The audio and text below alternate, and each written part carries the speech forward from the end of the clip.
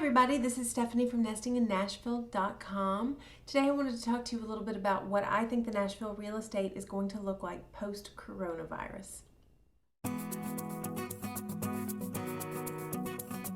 First thing I'd like to talk about is how the stock market and the real estate market are not necessarily intertwined. So the stock market has obviously seen some huge declines in the past few weeks.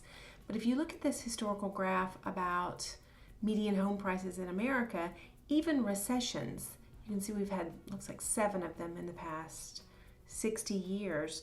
Recessions don't tend to affect real estate prices, or if they do, it's just momentarily. Almost nothing stops the continual climbing of real estate values in America.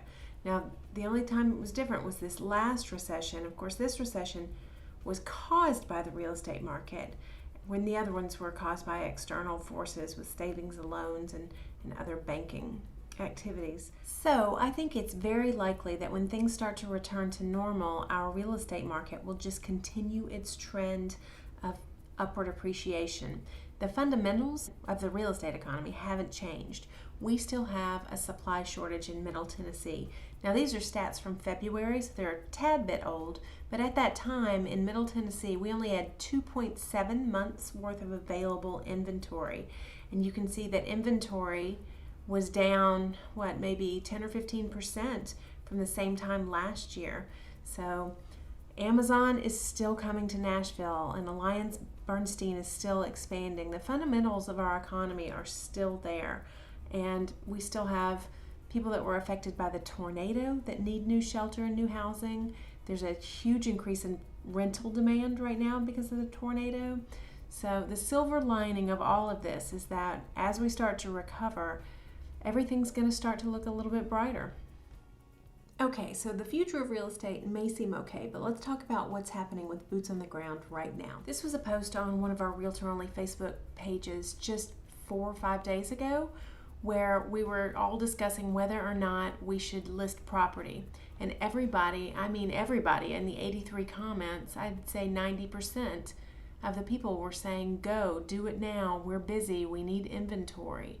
But just a few days later, everything is a lot different. So if I look at this report for the impact of showings in Tennessee, this is a report from Showing Time, which is the company that books showings locally. I'd say, 75% of local brokerages probably use this company to book their showings. You can see that compared to last year, showings are down drastically in just the last few days. So the governor has categorized real estate and real estate ancillary activities as essential to the economy. So real estate agents can technically still get out there and work. Home inspectors, appraisers, closing attorneys, they're all still moving along, and everything that's in the pipeline is closing. Buyers can still come out and look. If you lost your house in the tornado, you may be out looking at houses right now.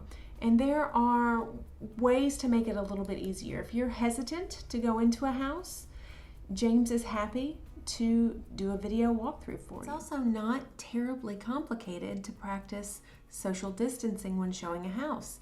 Your realtor can enter first, or the realtor could just open the door and stay outside.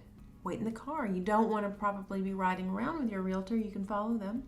But there are ways to have this essential business continue. It is now a time to buy a house. I think that depends on your motivation. Do you have a job transfer that's necessitating a buy? Then I say go. Should you sell your house right now? That also depends on your scenario. If you have a vacant house, I don't think it's a bad idea to put it on the market right now.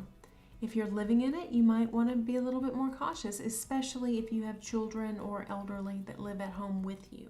So thank you again for tuning in and listening, and let me know, especially if you have differing opinions. I'd love to hear what you all think. And of course, we're always here to answer any questions you might have about real estate. Thanks again.